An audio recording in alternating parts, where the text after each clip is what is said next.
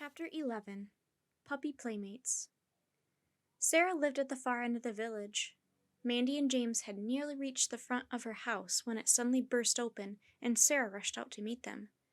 "Oh, you found him!" she said, putting her arms out to take the puppy. "Oh, thank you for finding him. I was so worried." She buried her face in Licorice's soft fur. "Oh, Licorice," she cried. "I thought you were lost. I didn't know what to do." Sarah cradled the little puppy in her arms, and Licorice barked and began to lick her face. It was easy to see he was glad to be home. Sarah lifted her head and looked at Mandy and James. "Blackie is in the kitchen," she said. "I didn't understand why he was so unhappy at first. Then I realized he wasn't Licorice." She bit her lip. "You'd better come in," she said. Mandy and James followed Sarah into the house. She led them into the kitchen. A small bundle of black fur jumped up from a basket on the floor and ran toward them, his tail wagging wildly. "Blackie!" said James, picking him up.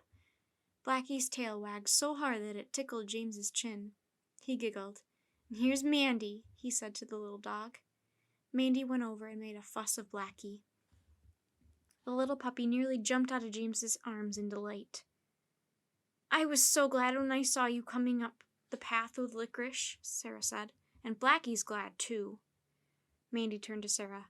"When did you realize you had the wrong puppy?" she said. She blushed. "About 5 minutes ago," she said.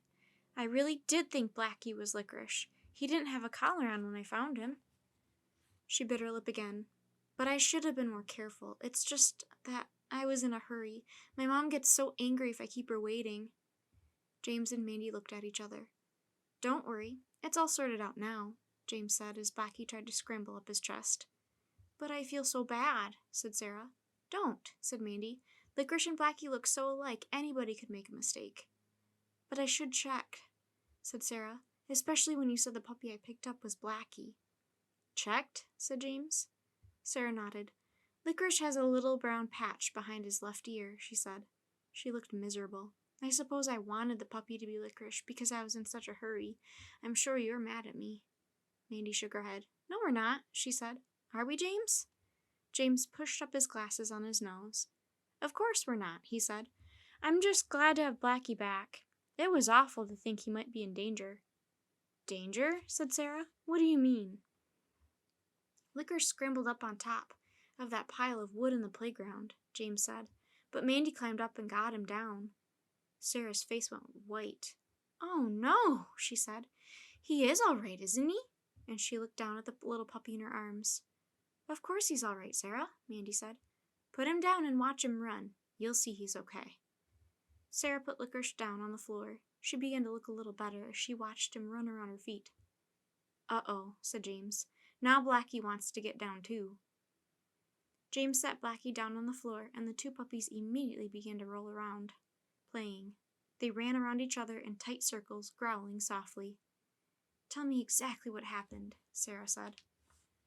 James told her. Mandy was embarrassed. "I wasn't that brave, James," she said. "You're exaggerating."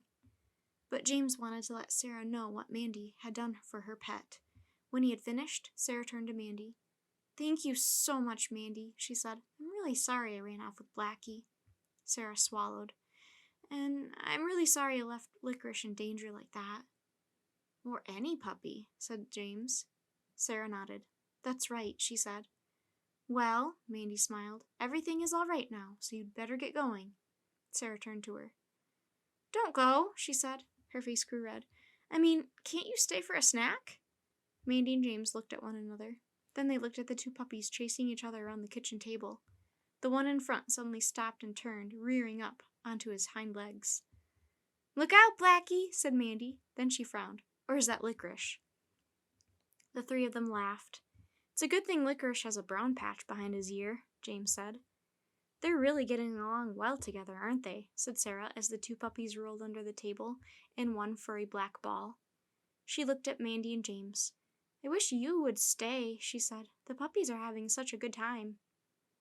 "We could call home and let our parents know where we are," said James. Mandy looked at Sarah.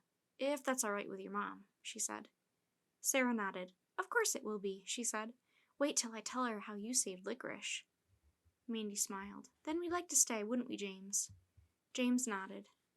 And will you tell me everything I need to know to look after Licorice? Asked Sarah. Of course, said Mandy, and I'll even lend you some books. Ah, thank you, said Sarah.